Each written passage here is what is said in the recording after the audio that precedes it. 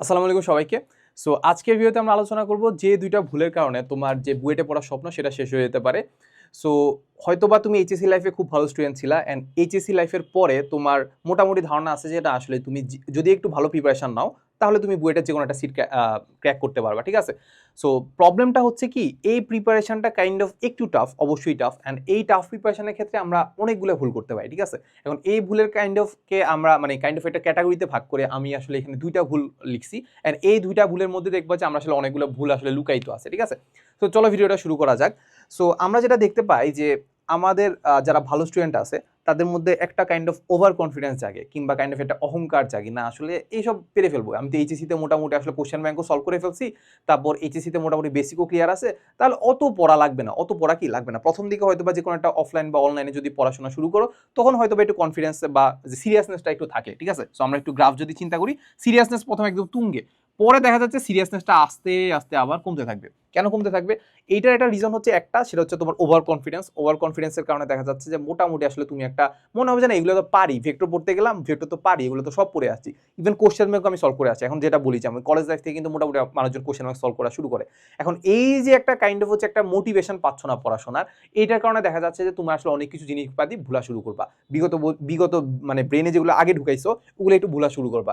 এই যে ভুলা শুরু করছো না, দেখা যাবে যে তুমি তোমার মনের অজান্তেই তুমি অনেক কিছু আসলে ভুল করে ফেলবা। কারণ আলটিমেটলি আমাদের যে বুয়েটের যে পরীক্ষাটা সেটা তো শুধুমাত্র কাইন্ড অফ হচ্ছে তুমি পারো কি পারো না এটা না, এটার মধ্যে কিন্তু অনেক কিছু লুকায়িত আছে।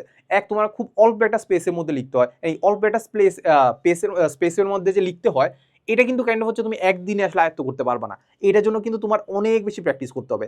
দেখা যাচ্ছে যে অনেকে আসলে এই কারণেই চান্স পায় না যে হয়তোবা সে একটা ম্যাথ করছে, ঠিক আছে, করার পরে সে বুঝতে পারছে না সে ভুল করছে। এখন যে ভুল যে করছে পুরো জায়গা তো সে খেয়ে ফেলছে, এখন ওই জায়গায় আসলে সে লিখবে কিভাবে? আর তো লেখার চান্স নাই। সে একটা ম্যাথ একবার যেহেতু ভুল করছে, পরে আর কিন্তু এটা ঠিক করার চান্স নাই। যেহেতু ঠিক করার চান্স নাই, সেখানে একটা মেন্টাল ব্রেকডাউন হয়েছে, ওই মেন্টাল ব্রেকডাউনের কারণে পুরো পরীক্ষাটাই খারাপ হয়েছে। এখন এই যে যেটা বললাম না যে বারবার পড়াশোনার মাধ্যমে বা বারবার তুমি একটা জিনিস প্র্যাকটিস করার মাধ্যমে এই জিনিসটাকে তুমি আস্তে আস্তে ছোট করবা, ছোট একটা স্পেসের মধ্যে লিখতে পারবা। এরপর তুমি টাইম ম্যানেজমেন্ট শিখবা যে আসলে খুব অল্প টাইমের মধ্যে কিভাবে লিখতে হয়। সো এই যে একটা নিয়মিত পড়াশোনা সেটা যদি না করো তাহলে মোটামুটি বলা যায় যে আসলে তোমার ওই যে অ্যাজ ইউজুয়াল হুট একটা ভুল কারণে খুব ভালো স্টুডেন্ট ছিল বাট দেখা যাচ্ছে যে কি একটা ছোটখাটো একটা ভুলের কারণে তুমি বইটা চান্স পাও না। ঠিক আছে? সো এই একটা রিজন হইতে পারে। আর আরেকটা রিজন হইতে পারে যে তুমি হয়তো খুব একটা ভালো স্টুডেন্ট না, বাট দেখতে পাচ্ছ যে আসলে মোটামুটি বাসের মানুষজন দেখা যাচ্ছে যে অনেক ভালো রেজাল্ট করতেছে, তুমি উইকলিতে হয়তো বা খুব অনেক কম পাচ্ছ। সো এই যে উইকলিতে যে অনেক কম পাচ্ছ এটা কারণে তোমার আসলে মোটিভেশনটা হারায় যাচ্ছে। ঠিক আছে? কারণ এই মোটিভেশনটা আসলে ব্যাক আনার উপায়টা কি? এই যে একটা মোটিভেশন যে হারানো, এই যে বারবার যে মোটিভেশন হারানো, এটা ব্যাক আনার উপায়টা কি? এটা একটা বড় উপায় হচ্ছে তুমি হয়তোবা অফলাইনে যে কোনো এক জায়গায় পড়তেছো, যে কোনো এক জায়গায় যখন পড়তেছো তখন যেটা হচ্ছে যে মানুষজন যখন পারতেছে ওটা দেখে তোমার আসলে ভালো লাগতেছে না, কিংবা ভালো লাগতেছে না বলা যায় না, কাইন্ড অফ হচ্ছে তোমাকে এটা কাইন্ড অফ ইফেক্ট ফেলতেছে বা মানে কি বলবো এটাকে, কাইন্ড অফ হচ্ছে তোমাকে একটু মানে দমায় রাখতেছে যে না আসলে তুমি আসলে খুব একটা জিসিতে ভালো করে পড়াশোনা করো নাই। তো এটার জন্য তোমার যেটা করা উচিত, যেটা করতে পারো সেটা হচ্ছে একটু ব্রেক নিবা। ঠিক আছে? যখনই দেখবা যে না আসলে তোমার দ্বারা পড়াশোনা হচ্ছে না, একটু ব্রেক নিবা। এক উইক এক উইক বা ২-৩ দিন কি করবা, ফ্যামিলির সাথে সময় কাটাবা, কিংবা একটু বাইরে ঘুরতে যাবা, কিংবা ফ্রেন্ডদের সাথে কথা বলবা যে তাদের প্রিপারেশন কেমন যাচ্ছে। সো এইসব জিনিস করবা। এইসব জিনিস করার পরে যখন একটা ফ্রেশ স্টার্ট শুরু করবা, মানে একটা শুরু করবা, বা শুরু করার ক্ষেত্রে তুমি যেটা করতে পারো, শুরু করার ক্ষেত্রে যেটা করবা সেটা হচ্ছে যখনই দেখতে পাচ্ছ যে কোনো একটা ক্লাসে সবাই সবকিছু পারতেছে, তুমি কিছুই পারতেছো না, তাহলে ওই ক্লাসটা স্কিপ করে আসবা। ওই কাজটা কি করবা, স্কিপ করে আসবা। যদি অফলাইনে হয় তাহলে স্কিপ করে এসে তুমি অনলাইনে একটা ক্লাস করো। আমি এই জন্যই প্রেফার করি যে অনলাইনে ক্লাস, কারণ অনলাইনে যে রেকর্ডের ক্লাসগুলো আছে আমার কাছে ওইটা ভালো লাগে। যে তোমার কাছে আসলে কেউ তোমাকে জাজ করতেছে না, কেউ তোমাকে কি জাজ করতেছে না, তুমি পারতেছো কি পারতেছো না এটা তুমি জানো। তুমি নিজে বাসে বসে ক্লাস করতেছো, তুমি যে একটা জিনিস যদি না পারো তাহলে সেটা সেটা কি করবা, ব্যাক করে করে আবার দেখতে পারতেছো। এই যে ব্যাক করে আবার দেখতেছো, আবার দেখার কারণে তুমি কিন্তু আসলে কেউ তোমাকে জাজ করতেছে না, কিংবা তোমার আসলে মেন্টালি ওইরকম হচ্ছে না যে না আসলে আমি পারতেছি না। সো ওইটা বারবার দেখবা। বারবার দেখে এইটার মধ্যে সবচেয়ে বেশি কনফিডেন্স কখন পাওয়া বলো তো? যখন তুমি কোশ্চেন ব্যাংক সলভ করবা। যখন কোশ্চেন ব্যাংকটা তুমি পারতেছো, তার মানে তুমি বুঝতে পারতেছো না বুয়েটে আসা কোশ্চেন আমি সলভ করতে পারতেছি, বুয়েট বাদ দিলাম, সিকে রুয়েট বা যেগুলো আছে ওগুলো কোশ্চেন আমি সলভ করতে পারতেছি, তাহলে ওইখান থেকে তোমার একটা বুস্ট আপ হবে। ঠিক আছে? সো এইটা তুমি করতে পারো। আর অফলাইনে যদি তুমি কন্টিনিউ করতে চাও, তুমি যেটা করতে পারো যে যেদিন যে ক্লাস হবে এর আগের দিন তুমি জিনিসগুলো পড়ে ফেলবা। আগের দিন জিনিসগুলো পড়ে বা কোশ্চেন ব্যাংক সলভ করে যাবা, তাহলে ওইখানে তুমি মোটামুটি ভালো একটা পারফরমেন্স দিতে পারবা বা জিনিসগুলো আসলে আয়ত্ত করা শুরু করবা। ঠিক আছে? এই একটা ভুল। সো মোটামুটি আসলে বলা যায় যে আমরা যত ভালো ধরনের স্টুডেন্টই হোক না কেন আমরা কিন্তু নিয়মিত পড়াশোনা করবো। ঠিক আছে? আচ্ছা, এইটা গেল। এরপরে আমরা যেটা বলবো সেটা হচ্ছে আমাদের পূর্বের ভুল ঠিক না করা। এটা আসলে একটা মেজর ভুল যে আসলে আমরা অনেক ধরনের পরীক্ষা দিই, আমরা আসলে নর্মালি তো নিয়মিত পরীক্ষা দেই, উইকলি দেই, মান্থলি দেই।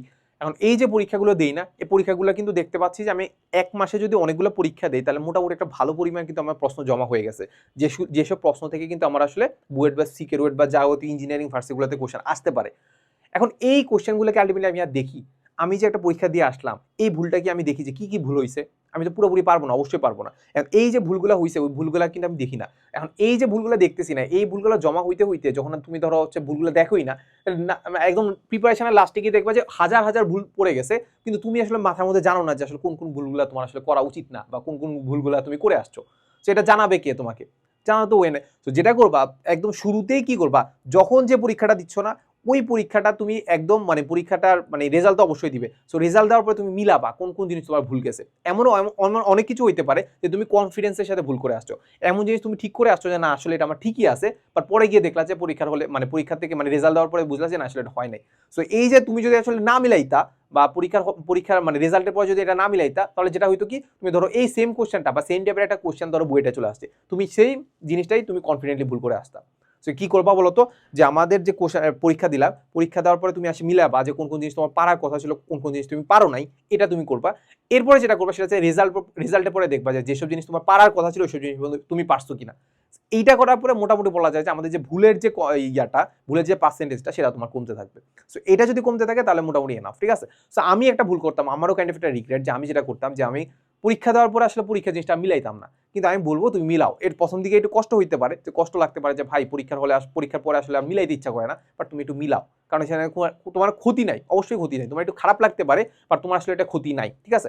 সো এই যে আমাদের যে পূর্বের ভুলগুলো ঠিক করার সাথে আরেকটা জিনিস হচ্ছে আমাদের অতিরিক্ত রিসোর্সে ডুবে থাকা। এটা কেন বলতেছি বলতো, আমরা যারা অনলাইনে পড়ি তারা যেটা হয় যে আমি একটা পরীক্ষা দিয়ে আসার পরে দেখা যাচ্ছে আমার অনলাইনে আরেকটা ক্লাস থেকে যায়, এবার অনলাইনে আরেকটা ক্লাস থাকার পরে দেখা যাচ্ছে যে আরো হয়তো আমরা কনসেপ্ট বুক পড়ি, তারপর হয়তো হচ্ছে কোশ্চেন ব্যাংক পড়ি, তারপর হয়তো আরো প্র্যাকটিস বুক করি। সো এই লেকচার নোট হাবিজাবি যাবতীয় যা কিছু করার পরে আবার ইচ্ছা করে না যে আমি বিগত যে পরীক্ষাটা দিয়ে আসছি ওইটা আমি প্রশ্নটা আবার নিয়ে বুঝবো, ঠিক আছে। সো এই যে অতিরিক্ত রিসোর্সের মধ্যে ডুবে থাকলে দেখা যাচ্ছে তোমার যে ভুলগুলো যেগুলো আছে ভুলগুলো ভুলই থেকে যাবে। সো এই যে ভুলগুলো যেগুলো আছে ভুলগুলো মানে ঠিক করার জন্য তোমার যেটা করা উচিত যে অতিরিক্ত রিসোর্সে যদি মানে অতিরিক্ত রিসোর্সে ডুবে না থেকে যে রিসোর্সগুলো তোমার আসলেই দরকার, যে রিসোর্সগুলোকে আসলেই দরকার ওই রিসোর্সগুলো তুমি একটু ফাইন্ড আউট করবা যে এই রিসোর্স আমার লেকচার নোট পড়া লাগতেছে কিনা, লেকচার নোট যদি পড়া লাগে তাহলে আমাকে আসলে প্র্যাকটিস নোট করা লাগতেছে না, কিংবা আমার নিজের নোট করা লাগতেছে কিনা, কিংবা আবার এই ক্লাসটা করার দরকার পড়তেছে কিনা, নাকি আরো অন্য কোনো ক্লাস করার দরকার আছে। সো এই যাবতীয় জিনিসগুলো তুমি নিজে একটু ডিসাইড করবা, ঠিক আছে।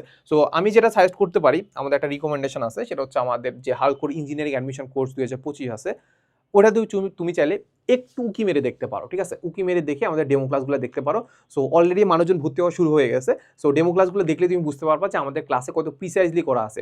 কোনো 10-12 ঘন্টা তো অবশ্যই ক্লাস হইতে পারে, যেমন হচ্ছে নিউটনের মেকানিক্স হইতে পারে, বাট যেগুলো আসলে আমাদের খুব একটা বেশি ডিটেলসে যাওয়ার দরকার নাই, যতটুকু ডিটেলসে যাওয়ার দরকার অতটুকু আমরা গিয়েছি, এর বেশি আমরা যাইনি। সো নিজে একটু ক্লাসটা করে দেখতে পারো যে এই ক্লাসটা করার পরে তোমার আসলে বলা যায় যে তুমি কোশ্চেন ব্যাংকের জিনিসগুলো সলভ করতে পারবা কিনা। যদি পারো ইটস মোর দেন এনাফ, ঠিক আছে। এই তো, সো ক্লাসগুলো করতে পারো। আর এখানে কি কি থাকবে এইসব ফিচার্সগুলো এখানে দেওয়া আছে, ডিসক্রিপশন চেক করো, ডিসক্রিপশনে গিয়ে তুমি কোর্সের ভিতর ঢুকলে তুমি বুঝতে পারবে যে কি কি জিনিস তুমি এখান থেকে পাবা, ঠিক আছে। এই তো, সো মোটামুটি আজকের জন্য আমাদের এতটুকুই। সো দেখা হবে ক্লাসে। আসসালামু আলাইকুম সবাইকে।